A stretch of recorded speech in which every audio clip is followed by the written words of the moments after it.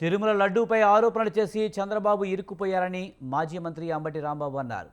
తిరుపతి లడ్డూ వ్యవహారం నుంచి బయటపడడానికి చంద్రబాబు ప్రయత్నిస్తున్నారని తెలిపారు. రాజకీయంగా లబ్ధి పొందడానికి చంద్రబాబు తిరుపతి లడ్డూపై ఆరోపణలు చేశారన్నారు. లడ్డూలో జంతువుల కొవ్వు ఉందని అబద్ధం చెప్పారని, తిరుమల లడ్డూకు ప్రపంచవ్యాప్త గుర్తింపు ఉందని తెలిపారు. ఆయన ఒక సమావేశం పెట్టి ఆ సమావేశంలో ఏం చెప్పారంటే, ఈ 4 ట్యాంకర్లలో వనస్పతి ఆయిల్ కలిసిందని మాకు రిపోర్ట్ వచ్చింది, అందువల్ల అవి మేము వాడలేదు, అవి వెనక పంపించాము అని చెప్పారు.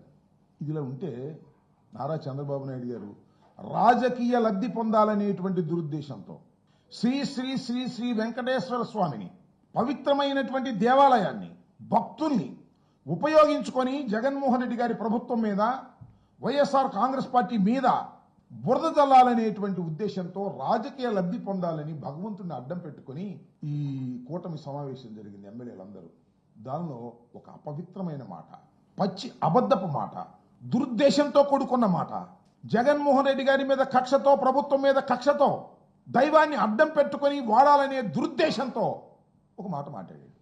లడ్డూ ప్రసాదాల్లో నెయ్యిలో కాదు, సరఫరా చేసి నెయ్యిలో కల్తీ కలిస్తే ఆ నెయ్యిని మేము వెనక్కి పంపించాము అని చెప్పకోకుండా, ఈవో గారేమో వెనక్కి పంపించేశాము, దాన్ని వాడలేదని చెబితే ఆయన ఏమన్నాడంటే, లడ్డూ ప్రసాదంలో పంది కొవ్వు, యానిమల్ ఫ్యాట్ ఉపయోగించారు, ఇది దుర్మార్గం అని గుడ్డగాల్చి ఒకటి ముఖాన వేశాడు.